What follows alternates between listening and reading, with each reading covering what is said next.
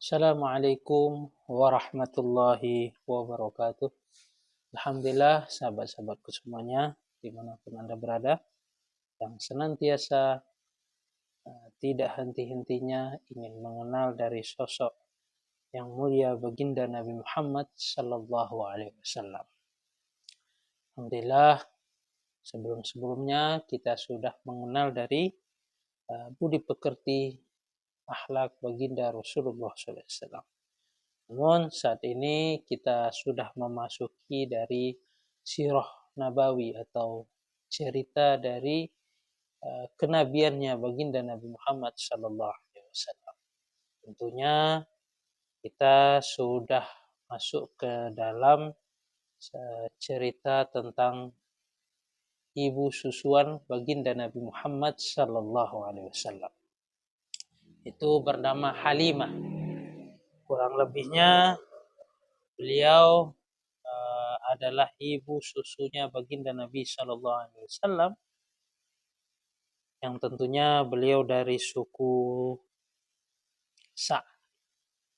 Pada saat itu dari kalangan orang Arab sendiri, yaitu orang-orang Quraisy, memiliki keinginan yang mereka memahami bahwasanya jika memberikan suatu hal yang terbaik bagi anaknya atau ibu susu yang baik, maka hal demikian akan memberikan kepada si anak otot yang bagus, tubuh yang sehat, dan bahasa Arab yang fasih.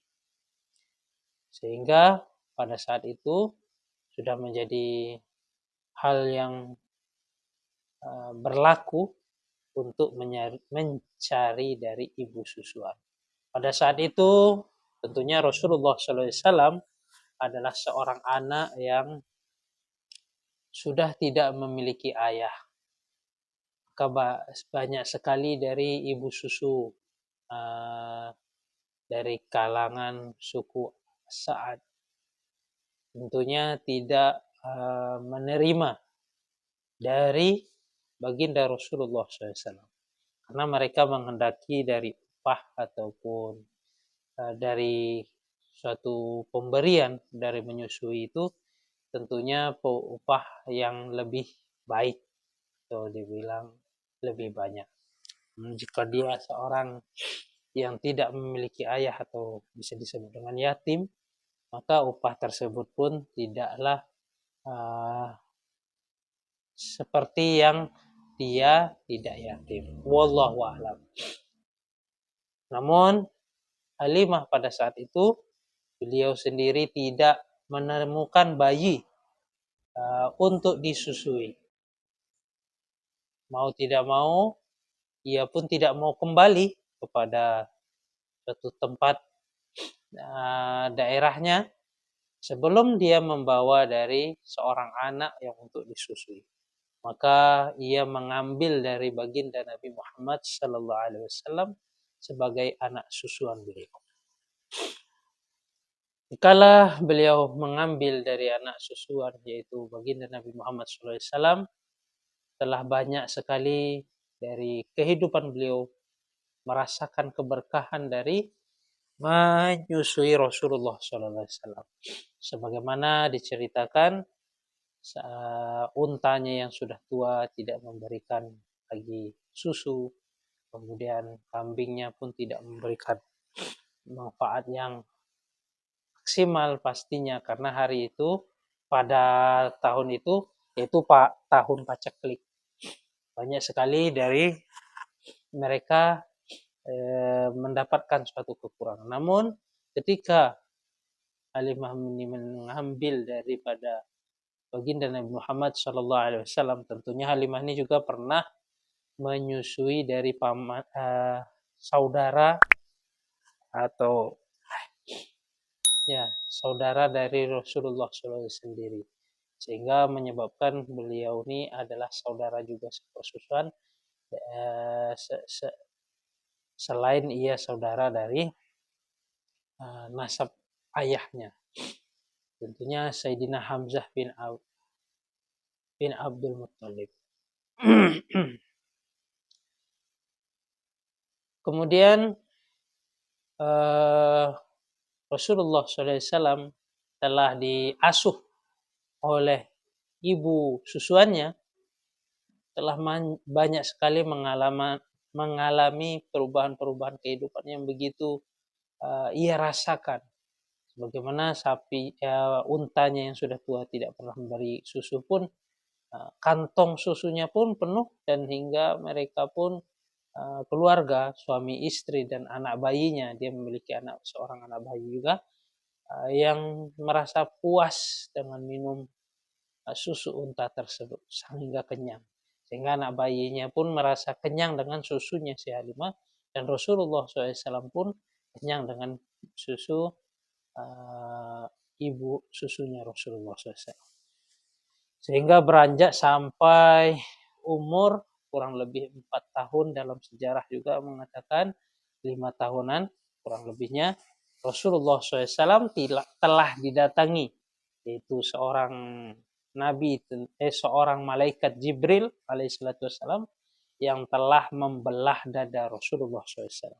Dengan kejadian demikianlah Rasulullah SAW dikembalikan oleh ibu susunya Rasulullah SAW, yaitu kepada ibundanya Aminah, tentunya Aminah rahmatullah alaih radhiyallahu anhu. Kemudian beliau bersama ibundanya kurang lebih 1,5 tahun, yang pada saat itu ibundanya berharap baiknya atau alangkah bagusnya jika mengenang dari suaminya, yaitu Abdullah. Dan tentunya pada saat itu Abdullah sudah meninggal dunia dan kuburannya berada di Yasrib, yang tentunya saat ini kita mengenal dengan Madinah. Hal demikian pun didukung oleh Abdul Muttalib, sehingga baginda Nabi Muhammad SAW pun pergi bersama ibundanya dan tentunya seorang pembantunya, Aiman, yaitu dari seorang budaknya yang menemani baginda Nabi Muhammad SAW bersama Aminah. Kemudian ketika sudah sampai ke Madinah, dalam riwayat mengatakan hendak balik ke Mekah, maka ibundanya Rasulullah SAW, Aminah, telah mengalami sakit yang menyebabkan dari sakit tersebut Aminah sendiri meninggal dunia. Bahwasanya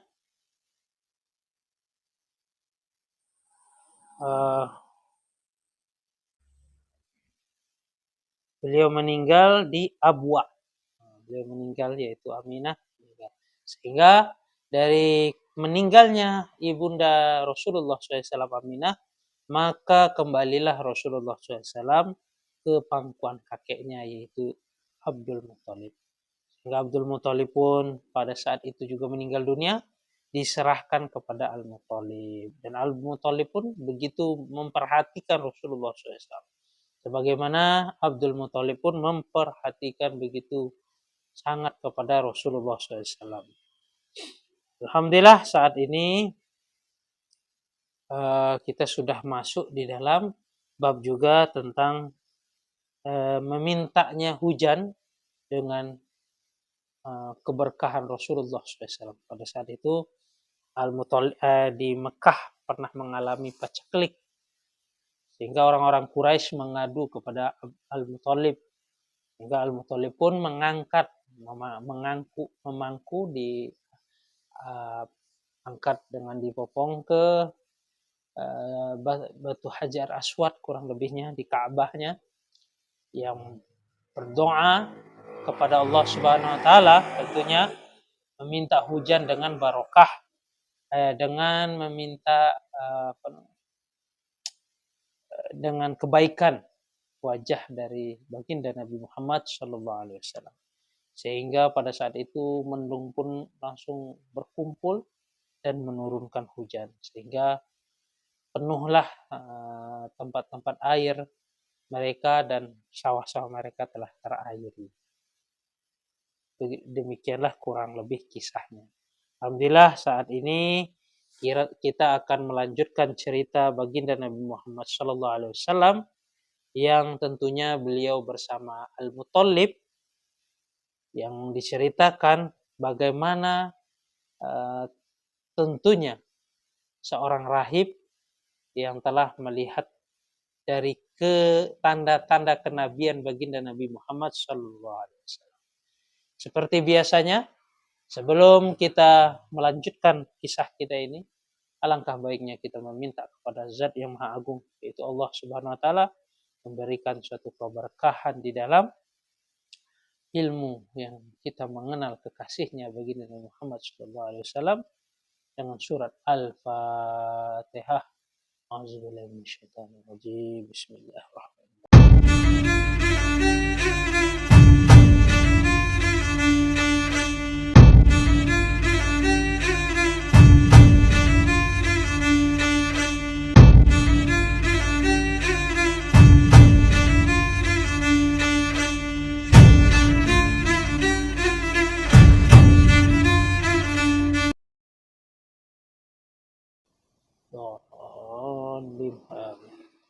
Alhamdulillah sahabat-sahabat semuanya, saat ini kita masuk kepada bab tentang Bahirah sang rahib.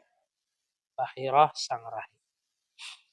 Selagi usianya baginda Rasulullah SAW telah mencapai 12 tahun. Dan ada yang berpendapat lebih 2 bulan 10 hari. Ada yang berpendapat lebih 2 bulan 10 hari. Abdul Muthalib pun telah mengajak beliau, yaitu Rasulullah SAW, pergi berdagang yang tentunya tujuannya ke negeri Syam. Hingga tiba di Busrah,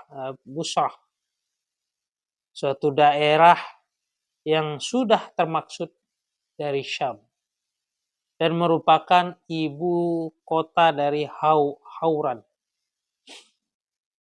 yang juga telah merupakan ibu kota dari orang-orang Arab, sekalipun di bawah dari kekuasaan Bizantium. Itu kekuasaan bangsa Romawi, tentunya dari kekuasaan Romawi, bangsa Romawi. Di negeri ini ada seorang rahib yang dikenal dengan sebutan Bahirah, yang namanya asli adalah Jurjis. Nama aslinya Jurjis. Rahib itu dikenal dengan nama Bahirah. Biasa memang di masa jahiliyah ini orang lebih mengenal seseorang tersebut dengan gelarnya atau dengan sebutan. Bagaimana Abdul Qasim, Ibnu Qasim, ataupun yang Abdul Muthalib. Sedangkan sebelumnya kita sudah mengenal bahwa nama beliau seperti Ibnu Qasim sendiri namanya Amr kurang lebihnya, dan beliau lebih dikenal dengan Abu Qasim dengan julukan beliau karena beliau telah membuat suatu yang tentunya menghancurkan roti yang dicampur dengan kuah. Wallahu a'lam. Demikianlah dari sejarah yang mengenal dari Abu Qasim, Ibnu Qasim. Begitu juga dengan Bahirah ini, sang rahib ini. Tak kala rombongan singgah dengan di daerah ini, maka sang rahib pun telah menghampiri dari mereka, tentunya rombongan ini, dan mempersilahkan agar mereka mampir ke tempat tinggalnya. Agar mampir ke tempat tinggalnya sebagai tamu kehormatan. Padahal sebelumnya sebelum itu, rahib tersebut tidaklah pernah untuk keluar. Namun begitu dia bisa dari mengetahui baginda Nabi Muhammad SAW, yaitu Rasulullah SAW, dari sifat-sifat beliau. Sambil memegang tangan beliau, sang rahib pun berkata, orang ini adalah pemimpin dari semesta alam. Anak ini akan diutus oleh Allah Subhanahu wa taala sebagai rahmat bagi seluruh alam. Abu Thalib pun bertanya, dari mana engkau tahu hal itu? Rahib Bahirah pun menjawab, sebenarnya sejak kalian tiba di Akabah, tak ada bebatuan dan perpohonan, tidak adanya batu maupun perpohonan pun selain mereka itu telah tunduk atau bersujud kepada Rasulullah SAW. Mereka tidak sujud melainkan kepada seorang nabi. Maksudnya di sini ada tanda-tanda yang dilihat rahib tersebut, batu-batu, pohon-pohon. Ini menghormati dengan kedatangan Rasulullah SAW.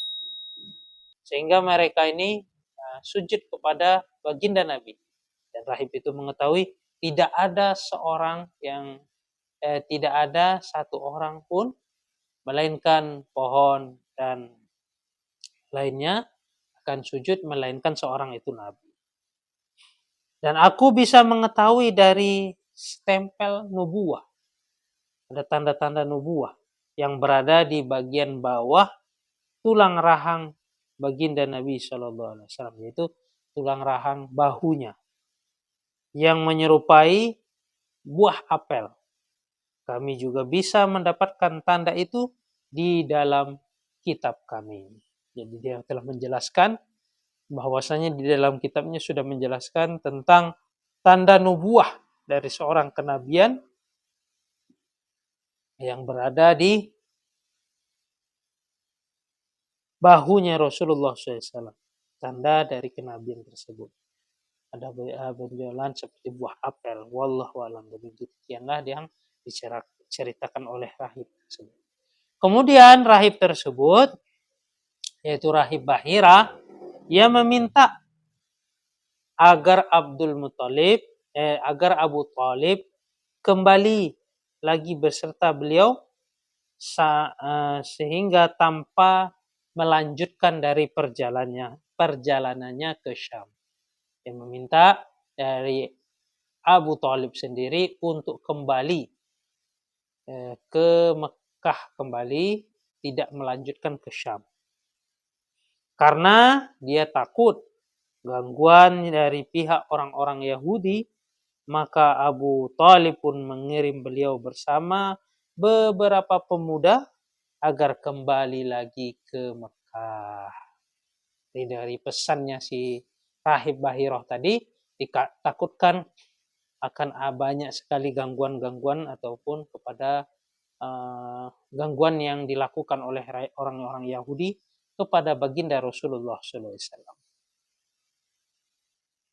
Demikianlah yang diperintahkan oleh rahib tersebut. Sekarang kita masuk di dalam perang Fijar.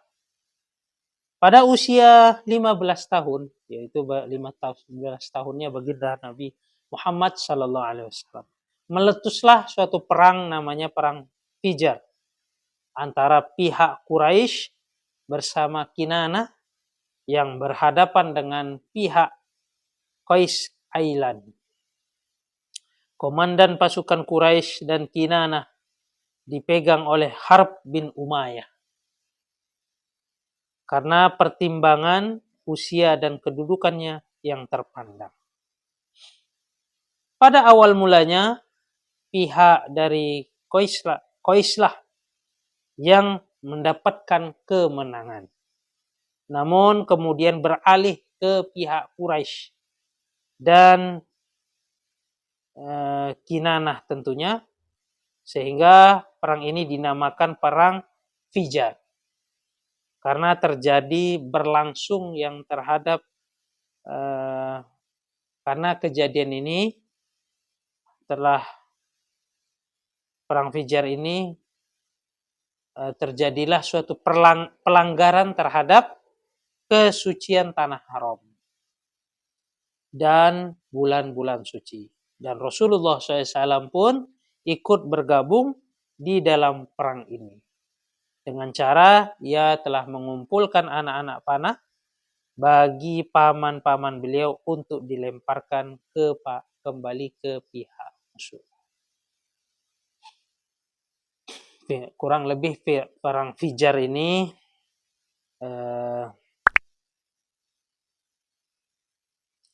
telah berlangsung kurang lebih 4 tahun dan hanya berlaku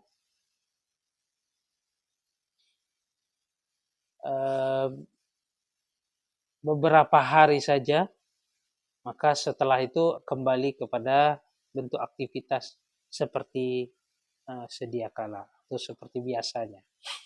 Di dalam suatu riwayat kitab At-Tirmizi dan lainnya bahwa Abdul Muthalib pun juga mengutus Bilal bersama beliau, pada tentu saja ini merupakan kesalahan yang amat mencolok, sebab boleh jadi saat itu Bilal belum lahir, walaupun sudah lahir tidak bakalan dia bergabung bersama Abdul Muthalib ataupun Abu Bakar radhiyallahu anhu.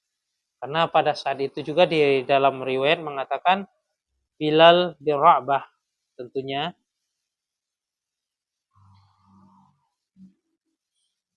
dalam kitab Tirmizi salah satu dari Bilal tersebut dikatakan juga telah mengikuti dari baginda Nabi Muhammad SAW beberapa pemuda yang kembali kepada Rasulullah, kembalinya Rasulullah SAW ke Mekah. Dan adapun perang Fijar ini telah berlaku 4 tahun kurang lebihnya. Namun masa kecamuk dari perang ini hanya beberapa hari di dalam setiap tahun. Selebihnya hal tersebut akan kembali seperti biasanya. Itulah yang terjadi di perang Fijar ini. Sekarang kita masuk kepada Hilful Fudul.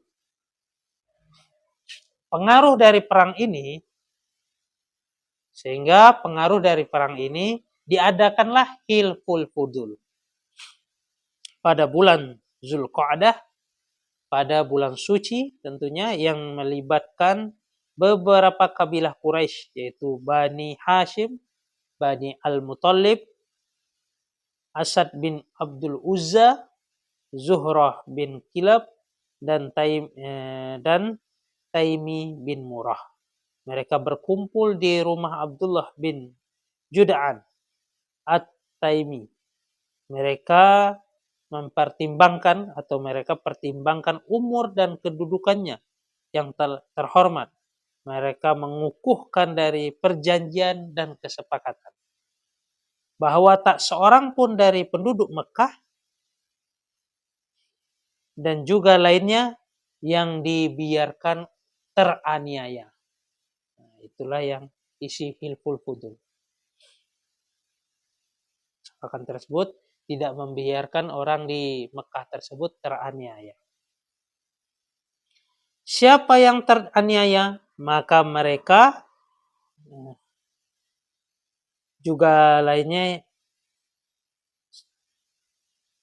jika ada seseorang yang teraniaya, mereka sepakat untuk berdiri ke pihaknya yang teraniaya.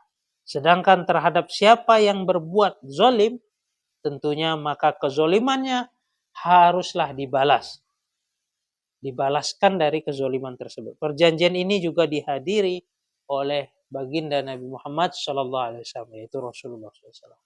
Setelah Allah Subhanahu Wa Taala memuliakan dengan risalah ini, yaitu diangkatnya baginda Nabi SAW menjadi Rasul, beliau pun telah bersabda, aku pernah mengikuti perjanjian dan yang telah dikukuhkan di rumah Abdullah bin Jud'an, suatu perjanjian yang lebih disukai daripada keledai yang terbaik, keledai yang terbagus. Andai kata aku diundang untuk perjanjian ini semasa Islam, tentu aku akan memenuhinya. Karena pada saat itu pembelaan terhadap orang-orang yang teraniaya atau terzolimi. Itulah isi perjanjian kurang lebih. Ruh dari perjanjian inilah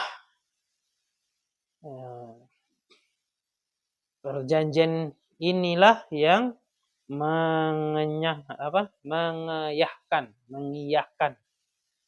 atau meiyahkan keberanian dari modelnya jahiliyah yang lebih banyak bangkit dari mereka, yaitu rasa fanatisme mereka.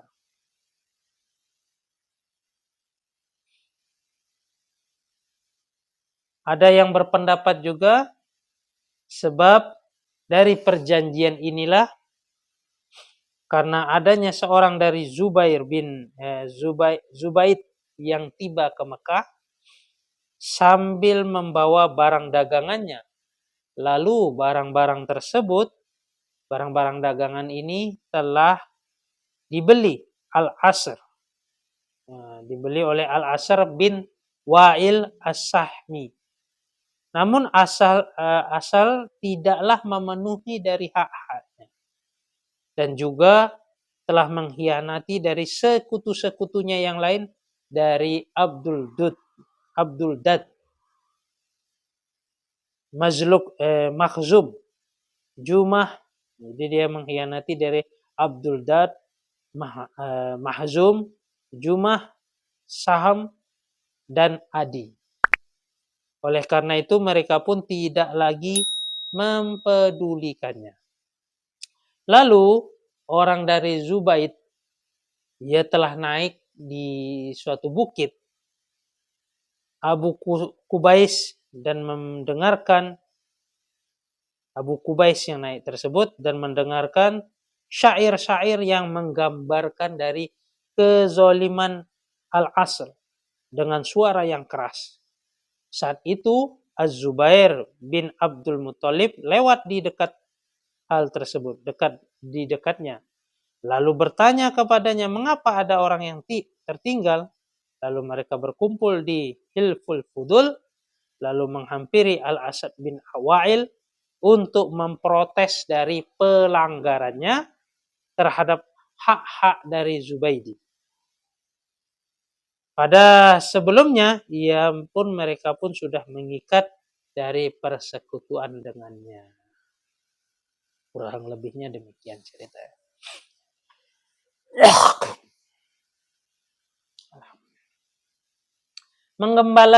Menggembala kambing.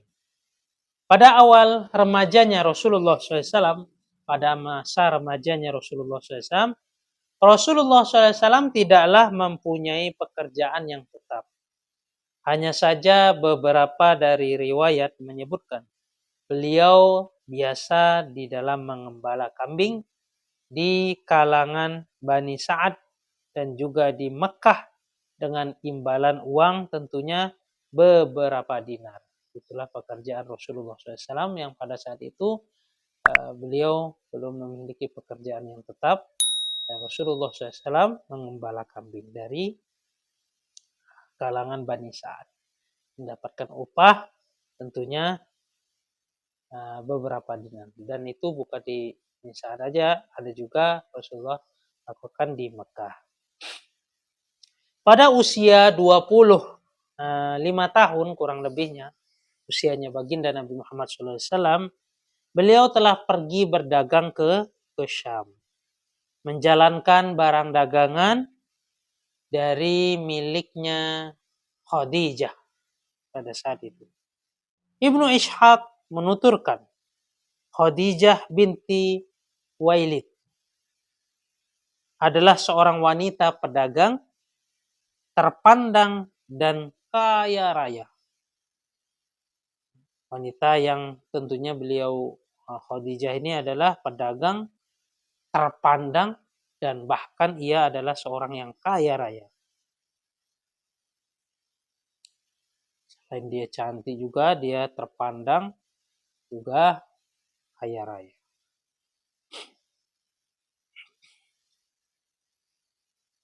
Dia biasa menyuruh orang-orang untuk menjalankan barang-barang dagangannya dengan membagi hasil darinya membagi hasil kepada mereka, bagi hasil dari dagangan tersebut.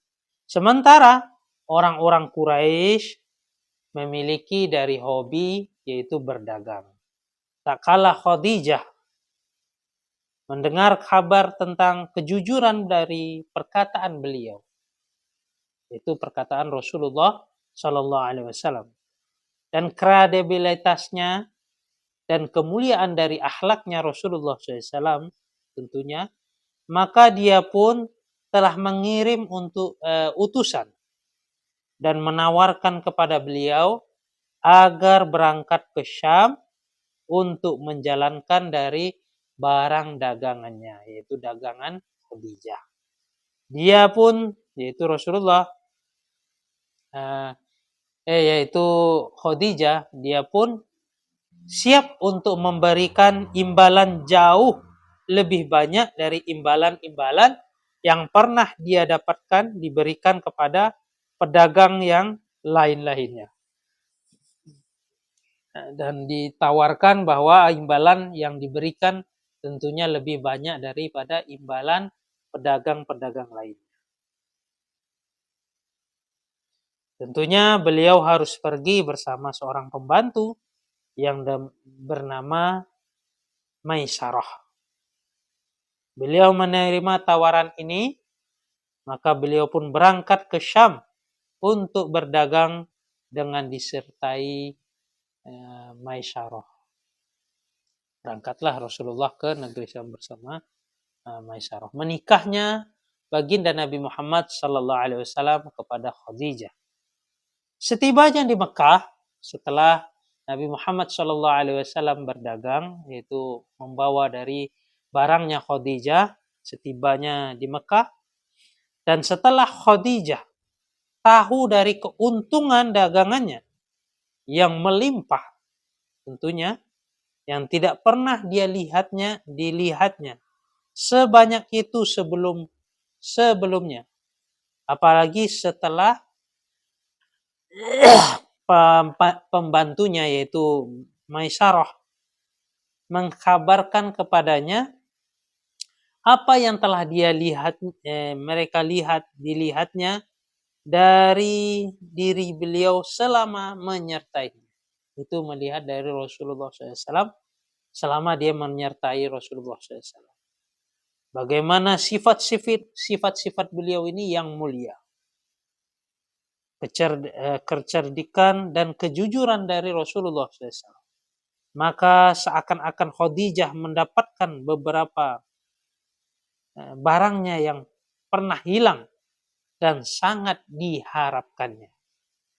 Sebenarnya sudah banyak pada pemuka dan pemimpin kaum yang hendak untuk menikahinya. Namun dia tidaklah mau, yaitu Khadijah. Tiba-tiba saja dia teringat seorang rekannya, Nafisah binti Munyah. Nafisah binti Munyah inilah yang menyebabkan terjadinya pernikahan Rasulullah SAW bersama Khadijah. Dia meminta agar rekannya ini untuk menemui Rasulullah SAW dan membuka jalan agar mau menikah dengan Khadijah pada saat itu. Ternyata beliau pun menerima dari tawaran itu.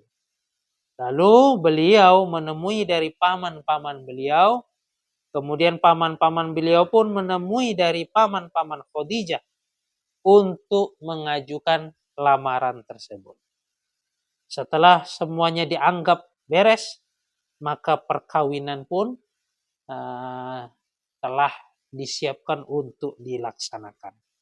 Yang ikut hadir di dalam pelaksanaan akad nikah ini ialah Bani Hashim dan para pemuka-pemuka Bani Munzor. Hal ini terjadi 2 bulan sepulang beliau dari Syam. Mas kawin beliau kurang lebihnya 20 ekor unta muda. Usia Khadijah sendiri pada saat itu yaitu 40 tahun. Yang pada masa itu dia merupakan wanita yang paling terpandang tentunya. Dan cantik, pandai, dan sekaligus ia memiliki kaya raya. Dia adalah wanita pertama yang dinikahi oleh Rasulullah SAW.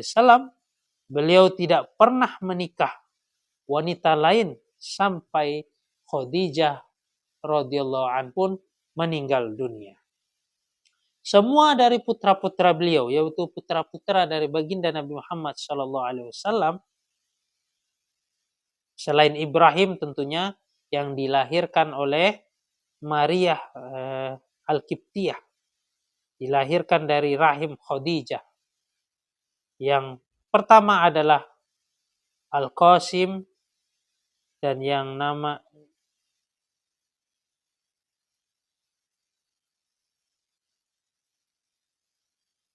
semua putra-putra beliau selain Ibrahim yang dilahirkan Maria Al-Qibtiyah, dilahirkan dari rahimnya baginda lahirnya dari rahimnya Khadijah radhiyallahu anha. Yang pertama adalah Al-Qasim. Dan dengan nama ini pula lah Rasulullah SAW dijuluki Abul Qasim. Kemudian Zainab, Ruqayyah, Ummu Kulsum dan Fatimah dan Abdullah. Abdullah ini dijuluki At-Tayyib dan At-Tahir. Semua putra beliau yaitu meninggal dunia selagi ia masih kecil. Sedangkan semua putri beliau yaitu putrinya Rasulullah SAW sampai menjumpai dari Islam. Dan mereka pun telah masuk Islam dan hijrah. Serta mengikuti dari hijrah. Hanya saja mereka semua meninggal dunia selagi beliau masih hidup. Kecuali dari Fatimah. Dia meninggal dunia selepas 6 bulan sepeninggalan beliau. Yaitu peninggalan Rasulullah SAW untuk bersua dengan Rasulullah Sallallahu Alaihi Wasallam. Wallahu alam. Demikianlah kisah dari anak-anak Rasulullah Sallallahu Alaihi Wasallam. Alhamdulillah dari cerita yang telah kita bahas saat ini berakhirlah dari kisah pengenalan kita terhadap baginda Nabi Muhammad Sallallahu Alaihi Wasallam. Tentunya baginda Nabi Muhammad sedari kecil sudah menunjukkan dari berbagai keajaiban-keajaiban. Tentunya menunjukkan dari beliau sendiri adalah seorang nabi yang akan diutus oleh Allah Subhanahu wa taala di alam semesta ini. Tentunya nabi terakhir, nabi penutup, tidak ada lagi nabi setelah Rasulullah SAW. Dan telah disempurnakan akhlaknya. Dan telah ditunjukkan dari kelahiran Rasulullah SAW sendiri. Bagaimana kisah-kisah sebelumnya, kita sudah mendengar ketika Rasulullah SAW lahir pun telah banyak kejadian-kejadian peristiwa-peristiwa yang besar tentunya. Beberapa dari tempat-tempat ibadah gereja pada saat itu telah dilahap atau tenggelam di bumi. Dan api yang selama ini tidak pernah padam bertahun-tahun, bahkan puluhan tahun, itu api yang disembah orang-orang Majusi, itu pun padam di kala lahirnya baginda Rasulullah SAW. Dan banyak lagi kejadian-kejadian tentang kelahiran baginda Rasulullah SAW. Dan beranjak dewasa pun telah banyak sekali cerita tentang keajaiban-keajaiban yang dirasakan oleh orang-orang yang mengurus baginda Rasulullah SAW. Sehingga datanglah Jibril alaihissalatu wassalam pada usia 4 atau 5 tahun, kurang lebihnya dibelah dada beliau dan dibersihkan dengan air zam-zam, dimasukkan kurang lebihnya mutiara hikmah kepada Rasulullah SAW. Itu dalam riwayat lain, di dalam kitab lain dinukilkan oleh ulama, kurang lebih 2 kali dada Rasulullah SAW telah dibelah oleh malaikat Jibril alaihissalatu wassalam. Dan kemudian banyak sekali keajaiban-keajaiban yang ditunjukkan Allah bersama kekasihnya baginda Rasulullah SAW.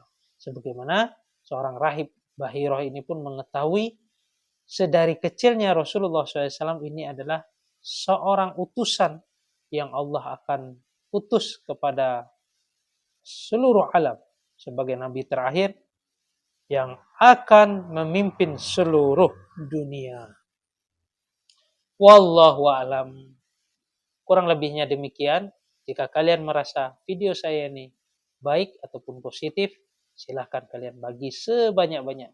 Kalian share sebanyak-banyaknya. Dan jangan lupa kalian like untuk mendukung dari video saya ini. Jika kalian ingin mengendaki dapat notifikasi kajian-kajian saya selanjutnya, silahkan kalian menekan dari subscribe. Wabillahi taufiq wal hidayah. Assalamualaikum warahmatullahi wabarakatuh.